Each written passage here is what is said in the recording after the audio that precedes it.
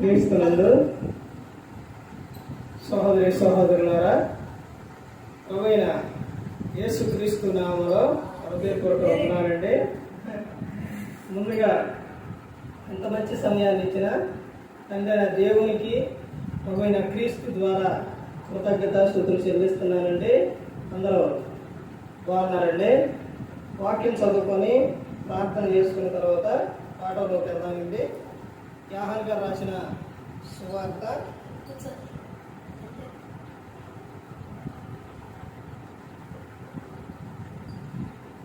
యోహాను గారు రాసిన సువార్త 6వ అధ్యాయం 28వ వచనం. నా ఇష్టమును నెరవేర్చుకొనుటకు నేను రాలేదు, నన్ను పంపిన వాని చిత్తము నెరవేర్చుటకే పరలోకము నుండి దిగి వచ్చి తిని. ప్రార్థన చేస్తాను. పరలోకమున్న మా తండ్రి, పరిశుద్ధ ప్రేమ గల తండ్రి, గొప్ప తండ్రి, యెహోవా తండ్రి, అయ్యా మీ ప్రియ కుమారుడు యేసుక్రీస్తు ప్రభువు ద్వారా కృతజ్ఞతాస్తుతులు చెల్లిస్తున్నాము నాయన. ఈ కూడికంతట్లో మీరే నడిపించండి ఆయన. వాక్యం బోధించుండగా ఈ లోక సంబంధమైన జ్ఞానంతో కాకుండా మీ జ్ఞానంతో మాట్లాడే భాగ్యం దయచేస్తారని మా ప్రభువైన యేసుక్రీస్తు నామములో వేడుకుంటున్నాం తండ్రి, ఆమేన్. ప్రభువైన యేసుక్రీస్తు నామములో హృదయపూర్వక వందనాలండి. దేవుని కుమారుడు యేసుక్రీస్తు ప్రభువు ఈ లోకానికి వచ్చిన తర్వాత పరలోక రాజ్యం సమీపిస్తుంది కనుక మారు మనసు పొందమని ప్రకటింప మొదలుపెట్టారు. అంశం: నీ ఇష్టం వచ్చినట్లు బ్రతుకుతున్నావా? నీ ఇష్టం వచ్చినట్లు బ్రతుకుతున్నావా? మనిషి భూమి మీదకి వచ్చిన తర్వాత మనిషి యొక్క ఆలోచన, మనిషి యొక్క విధానం ఎలా మారిపోయింది అంటే తన ఇష్టానుసారంగా జీవిస్తున్నారు. దేవుడు మన ఈ లోకానికి పంపించింది మన ఇష్టానుసారంగా జీవించడానికి కాదు. యేసుక్రీస్తు ప్రభువు ఈ లోకానికి వచ్చిన తర్వాత ఆయన ఇష్టానుసారంగా జీవించలేదు. తండ్రి ఇష్టమును నెరవేర్చుటకు యేసుక్రీస్తు ప్రభువు ఈ లోకానికి వచ్చి ఉన్నారు. అదే ఇక్కడ చెప్తున్నారు చూడండి. యోహాను గారు రాసిన సువార్త 6వ అధ్యాయం 28వ వచనంలో, నా ఇష్టమును నెరవేర్చుకొనుటకు నేను రాలేదు, నన్ను పంపిన వాని చిత్తము నెరవేర్చుటకే పరలోకము నుండి దిగి వచ్చి తిని. యేసుక్రీస్తు ప్రభువు చెప్తున్న విషయం, నేను నా ఇష్టాన్ని నెరవేర్చుకున్నటకు రాలేదు. ఎవరి ఇష్టం అంటే నన్ను పంపిన వాని చిత్తము, ఆయన ఇష్టాన్ని నెరవేర్చుటకు ఎక్కడి నుంచి వచ్చారంట? పరలోకం నుండి వచ్చానని యేసుక్రీస్తు ప్రభువు చెబుతూ ఉన్నారు.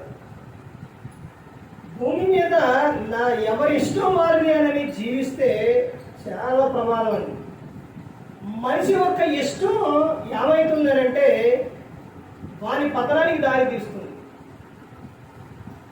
వాడు ఏం చేస్తున్నాడు, ఏం చేయట్లేదు, ఎలా బ్రతుకుతున్నారన్నది కొంతకాలానికి ఏమైపోతుందంటే అసలు ఏంటి నా బ్రతుకు ఎలా అయిపోయింది అనే విధానం అయిపోతుంది. అదే దేవుని ఇష్టానుసారంగా దేవుడు చెప్పినట్టు జీవిస్తే తాను జీవితం సంతోషంగా ఉంటుంది, ఆనందంగా ఉంటుంది. చూడండి, లోకంలో కొన్ని చూసేవి అవి ఎలా ఉంటాయి అంటే అప్పటికప్పుడే ఆనందాన్ని ఇస్తాయి, తర్వాత చాలా ప్రాబ్లాన్ని చూపిస్తాయి. తీపి ఉందండి, ఇప్పుడు అబ్బవాడని చెప్తున్నారు, లడ్డు స్వీట్ ఉంది, స్వీట్ తినేటప్పుడు ఎలా ఉంటుంది? తీయగా ఉంటుంది. అసలు ముందు చూడంగానే ఏమనిపిస్తుంది? అబ్బా తినాలి అనిపించింది. ఆ తిన్న తర్వాత వెంటనే కాకపోయినా నెక్స్ట్ రోజు నుంచి ఆ తర్వాత మొదలైంది. ఏంటది? స్వీట్ ఎక్కువగా తీసుకుంటే షుగర్ వచ్చింది. ఆ షుగర్తో పాటు షుగర్ ఒక మనిషికి వచ్చింది అని అంటే ఎలా ఉంటుందని అంటే నీరసం అయిపోతారు. అస్తమానం నువ్వు ఫోన్ చేసినా, ఇప్పుడు ఫోన్ చేసినా ఇంకాసేపటికే తినాలనిపిస్తుంది. ఎంత తిన్నా శక్తి ఉండదు. ఎండలోకి వెళితే వేడి అసలు తట్టుకోలేరు, దేనికి తట్టుకోలేరు. షుగర్ వల్ల ఉదయాన్నే లేగలేరు, పని చేయలేరు, చాలా ప్రాబ్లం. అది లిమిట్గా ఎప్పుడన్నా ఇష్టపడి తీసుకుంటే ఏం కాదు, కానీ ఎక్కువగా తీసుకుంటే అది చాలా ప్రమాదం. ఇక్కడ ఈ విషయం ఎందుకు చెప్పారంటే, పాపం చేసేటప్పుడు బాగానే ఉంటుంది, చేసిన తర్వాతే దాని ప్రతిఫలం అనేది ఉంటుంది. ఎవరి ఇష్టానుసారంగా వారు జీవిస్తే ఈ లోకంలోని దేవుడు ఊపరండి. ఎందుకనంటే నిన్ను నన్ను మనందరినీ పోషిస్తుంది, కాపాడుతుంది ఎవరనంటే దేవుడు. మనం బాగుండాలి అని, పరలోకం చేరాలి అని యేసుక్రీస్తు ప్రభువు ఈ లోకానికి వచ్చి మనందరి కోసం శిలువలో తన ప్రాణాన్ని పెట్టి ఉన్నారు. మరి ఆయన చెప్పినట్టు ఆయన ఇష్టానుసారంగా జీవించాలి. కుటుంబం ఉందండి, ఆ కుటుంబంలో తండ్రి మాట పిల్లలు కానీ భార్య కానీ వీళ్ళందరూ వినకపోతే కుటుంబం సరిగా ఉండదు, అక్కడ సంతోషం ఉండదు. అదేవిధంగా పిల్లలు నా ఇష్టంలే నీ మాట వినేదనని వాళ్ళ ఇష్టానుసారంగా జీవిస్తే ప్రమాదంలో పడేది వాళ్ళే. అదేవిధంగా దేవుడు చెప్పినట్టు ఎందుకు చేయాలి, నేను నా ఇష్టానుసారంగా బ్రతుకుతాను, నా ఇష్టానుసారంగా చేస్తాను అని అంటే ప్రమాదంలో పడతారు. ఆయన చెప్పినప్పుడు వినాలి, ఆయన పిలిచినప్పుడు రావాలి, ఆయన చెబుతున్నప్పుడు ప్రతి ఒక్కరు కూడా శ్రద్ధగా వినాలి. దేవుడు నీతోనే మాట్లాడుతున్నాడు.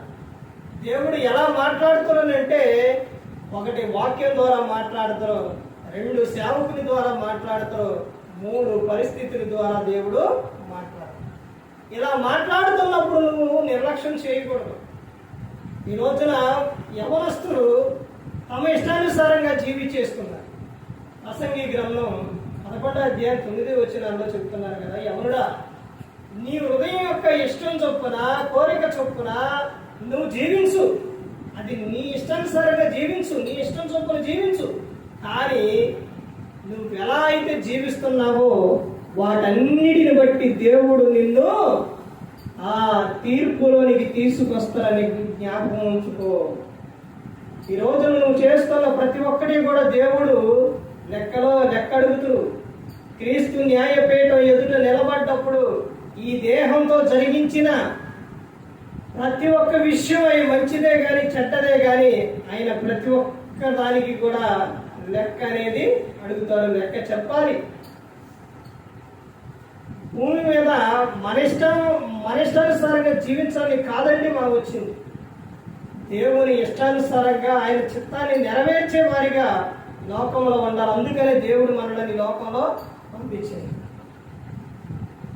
నువ్వు తాగటం, తిరగటం, ఎలా పడితే అలా మాట్లాడటం, నీ ఇష్టం చొప్పున, నీ కోరిక చొప్పున జీవిస్తే ప్రమాదంలో పడతారు.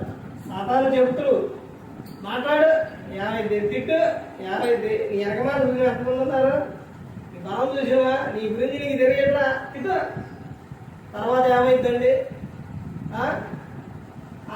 తర్వాత ఎదురున్నోళ్ళు ఊకుంటారా, వాళ్ళు ఒక మాట అంటారు, నువ్వు ఒకటి అంటావు. తర్వాత ఏమైంది, గొడవ అయింది. ఆ తర్వాత ఏమైంది, కేసులు అయింది. అసలు చూడండి, ఈ మధ్యలో కనుక కొంచెం ప్రమాదం ఎక్కువ, కొద్ది గొడవ ఎక్కువైతే ప్రాణానికే ప్రమాదాలు వస్తాయి. కారణం ఏంటి, మధ్యలో ఉండి ఏం కాదులే, కొట్టుకోండి తిట్టుకోండి అని. ఆ తర్వాత ఏం జరిగింది, అంత ప్రమాదం జరిగింది.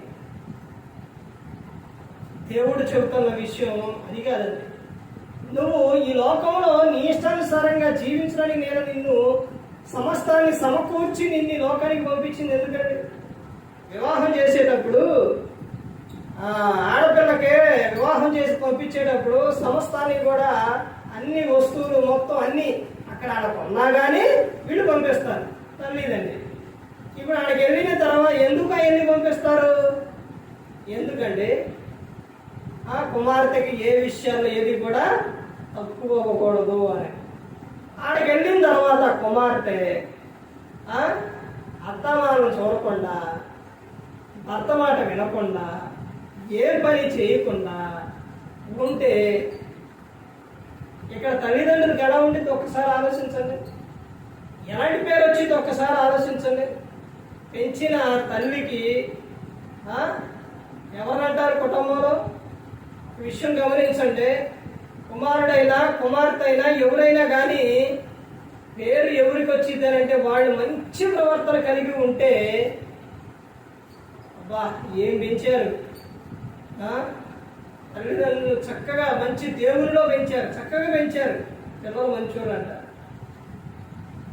ఆ తర్వాత సరైన రీతిలో వాళ్ళు గన లేకపోతే ఆహా ఏం పెంచారని, ఏం పెంపకం అండి అంట. ఒక విషయం ప్రతి ఒక్కరు గమనించుకోండి, తండ్రి పనికో జాబుకో బయటికి వెళ్ళిపోతారు, ఇంట్లో ఉండి ప్రతి ఒక్కటి కూడా పిల్లలనే రెడీ చేసి స్కూల్కి పంపించేది ఎవరు? తల్లి. వాళ్ళకి ఏదైనా చూసేది ఎవరు? తల్లి. సాయంత్రం వచ్చేసరికి వాళ్ళని రెడీ చేసి ఇవన్నీ కూడా చదువుకోండి అని చెప్పి ఏదైనా కానీ చేసేది ఎవరు? తల్లి. ఇప్పుడు వాళ్ళ ప్రవర్తన ఎలా ఉందో కనిపెట్టవలసింది కూడా తల్లి. తండ్రి ఉదయాన్నే వెళ్తే సాయంత్రానికి వస్తావు. ఇప్పుడు నీ కుమార్తెకి నువ్వేమీ నేర్పకుండా అక్కడ పంపిస్తే అక్కడికి వెళ్ళిన తర్వాత ఏమీ చేయకోకుండా ఉంటే అసలు ఎలా ఉంటుందో ఒకసారి ఆలోచించండి. అదేవిధంగా దేవుడు మన ఈ లోకానికి పంపించాడు. అయితే దేవుడు ఏం చెప్పకుండా పంపించలేదండి, మనకి ప్రతి ఒక్కటి కూడా చెప్పారు. ఈ గ్రంథంలోని ప్రతి ఒక్కటి ఉంది. దేవుడు మనకి రాసి ఇచ్చిన ప్రేమ లేఖ ఇది. ఈ గ్రంథంలో నువ్వు ఎలా జీవించాలో, ఏ విధంగా బ్రతకాలో, ఎలా ఉండాలన్నది ఈ గ్రంథంలో ప్రతి ఒక్కటి ఉంది. ఆడికి వెళ్ళిన తర్వాత నా అమ్మాయినే ఏంటి నువ్వు ఏ పని చేయవని, ఏమీ రాదా, వంట చేయడం రాదా, అసలు ఏమీ చేత కాదా అంటే మా అమ్మ నాకు ఏమీ నేర్పడా అని అంటే అప్పుడు తల్లిని కూతుర్ని ఇద్దరినే కలిపి తిడతారు. మీ తల్లి ఎంత భలే భలే తల్లి అని తిడతారు. కానీ దేవుడు అలాంటి అవకాశం ఇవ్వడండి. దేవుడు ముందే ప్రతి ఒక్కటి కూడా మనకు దీంట్లోనే చెప్పాడు. ప్రతి ఒక్కటి ప్రభువా నాకు తెలియలేదు, ప్రభువా అలా ఉండాలని నాకు తెలియదు, అలా జీవించాలా, తాగకూడదా, తినకూడదా, తిట్టకూడదా, ప్రభు మరి నాకు ఇవన్నీ తెలియదు ప్రభు అంటే పొరపాటును కూడా ఊరుకోడు. ఎందుకనంటే అన్నీ కూడా ముందే గ్రంథంలో రాపించి ఉంచారు. త్రాగుబోతులు, తిండిబోతులు, దరిద్రులు అవుతారు, వాళ్ళు దేవుని రాజ్యాన్ని స్వతంత్రించుకోరు అనేది గ్రంథంలో ఉంటుంది. తర్వాత నువ్వు నీ నోట కృతజ్ఞత వచ్చినవే కానీ బూతులైనను సరసక్తులైనను నువ్వు ఉచ్చరింపకూడదు అనేది గ్రంథంలో ఉంది. నువ్వు నీ ఇష్టానుసారంగా జీవించకూడదు, ప్రతి ఒక్కటి కూడా గ్రంథంలోనే ఉంది. ధనవంతుడు లాజరు సందర్భాల్లో ధనవంతుడు చనిపోయి పాతాళంలో యాతన పడుతూ తండ్రి అయిన అబ్రహామా ఒక్కసారి నీ చిటికిన వేలు నీ ఏలు నుంచి నా నాలుక మీద వేస్తే నా దాహం చల్లారిద్ది అని చెబుతూ అప్పుడు అబ్రహాం గారు ఏమంటారంటే నాయన ఇక్కడ వారు అక్కడికే, అక్కడ వారు ఇక్కడికే రారు అని చెప్తారు. ఇదిగో నాయన నువ్వు నీ జీవితకాలం అంతా కూడా ఎలా జీవించావు? నీ ఇష్టానుసారంగా జీవించావు. దేవుడు అంటే భయం లేకుండా, భక్తి లేకుండా నీ ఇష్టానుసారంగా జీవించావు. ఇప్పుడు నువ్వు పాతాళంలో యాత్ర పడుతున్నావు. లాజరు దేవుని యందు భయభక్తులు కలిగి ఉండవు, ఇక్కడ పరలోకంలో. ఇప్పుడు అక్కడ ధనవంతుడు అంటూ ప్రభువా ఒక్కసారి నన్ను ఎక్కడికే భూలోకానికి పంపి ప్రభు అంట. ఎందుకంటే నాకు అక్కడ 5 సహోదరులు ఉన్నారు. ఇక్కడ నుంచి అక్కడికి వెళ్ళి ఒరే నాయన ఈడ భయంకరంగా ఉంది, యాతన అసలు తట్టుకోలేని పరిస్థితి, అగ్ని ఆరదు, పురుగు సావదు, భయంకరంగా ఉంది, మారండి నాయన నేను చెబుతానంటే నువ్వు ఇక్కడ నుంచి అక్కడికి వెళ్ళి చెప్పిన వాళ్ళు వినరు. వాళ్ళు వినారంటే అక్కడ మోషే ప్రవక్తలు వాళ్ళు ఉన్నారు, ఏలియా మోషే ప్రవక్తలు ఉన్నారు. వాళ్ళు చెప్పినట్టు వింటే, వాక్యానుసారంగా నడిస్తే ఎక్కడ ఉంటారు? పరలోకంలో ఉంటారు. వినకపోతే నీకులాగే యాతన పడతారు. సందర్భం అదేనండి. ఎవరి ఇష్టానుసారంగా ఈ లోకంలో జీవించడం కాదు. ఎలా పడితే అలా బ్రతుకుతూ నీ ఇష్టానుసారంగా జీవిస్తే ఈ లోకం విడిస్తే నరకానికి వెళ్ళిపోతావు. దేవుడిచ్చిన ఆయుష్కాలం నీకు అప్పుడే సగం అయ్యే పోయింది. ఇంకెంతకాలం? ఎంతకాలం ఉన్నా ఈ లోకం విడిచి వెళ్ళిపోవాలి. లోకంలో శాశ్వతంగా ఉండిపోవడానికి రాల మనం.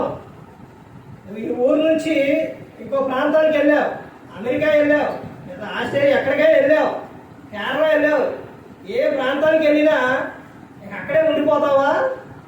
ఉండిపోతారండి? ఉండిపోరు. అక్కడికి ఎందుకు వెళ్ళారు? చూడటానికి వెళ్ళారు ఆ ప్రాంతాన్ని, లేదా ఏదో పని మీద వెళ్ళారు. మరలా తిరిగి ఎక్కడ రావాలి? నీ సొంత ఊరికే రావాలి. అలాగే దేవుడు మనల్ని లోకాల్లో ఎందుకు పంపించారు? నాయన వెళ్ళి కొంతకాలం ఉండి చూసి మరలా తిరిగి వచ్చేయండి అని చెప్పారు. 91 కీర్తనలో ఉంటుంది, 3వ వచనం. మరలా తిరిగి నా యొద్దకు వచ్చేయండి అని చెప్తున్నా. మెతుషేలకే 969 సంవత్సరాలు ఇచ్చిండు దేవుడు. అయినా భూమి మీద ఉన్నాడా? లేడు.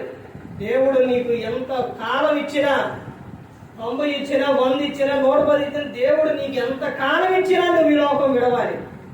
మరి ఒక్కసారి ఆలోచించు, నువ్వు ఈ లోకంలో ఎలా జీవిస్తున్నావు? నీ ఇష్టానుసారంగా జీవిస్తే, నీ కోరిక చొప్పున, నీ హృదయం యొక్క ఆలోచన చొప్పున నీ ఇష్టానుసారంగా జీవిస్తే నరకం. దేవుడి ఇష్టానుసారంగా దేవుడు చెప్పినట్టు ఆయన చిత్తాన్ని నెరవేరుస్తూ ఈ లోకంలో జీవిస్తే పరలోకం. నరకం అజ్ఞానత పురుగు చావు. పరలోకంలో ఎడ ఉంటుంది తెలుసండి? ఎప్పుడు ఆనందం, సంతోషమే ఎప్పుడు కూడా, యుగ యుగాలు. నువ్వు ఏ జీవితం కావాలో నువ్వు పరీక్షించుకో. నీ ఇష్టానుసారంగా జీవించి నరకానికి వెళతావు, దేవుని ఇష్టానుసారంగా జీవించి పరలోకానికి చేరతావు. నువ్వు పరీక్షించు. ఏ ఒక్కరు కూడా నశించి ఆ నరకానికి వెళ్ళిపోకూడదని యేసుక్రీస్తు ప్రభువు ఈ లోకానికి వచ్చి మనందరి కోసం శివుడు తన ప్రాణాన్ని పెట్టి ఉన్నాడు. మరి ఈ విధంగా నిలబెట్టి మాట్లాడించిన తండ్రి దేవునికి కృతజ్ఞతాస్తుతులు చెల్లిస్తూ, ఇంతవరకు శ్రద్ధగా ఉన్న మీకు ప్రభు పేట నా హృదయపూర్వక వందనాలు చెల్లిస్తూ ఈ మాట ముగిస్తున్న అందరికీ వందనాలండి.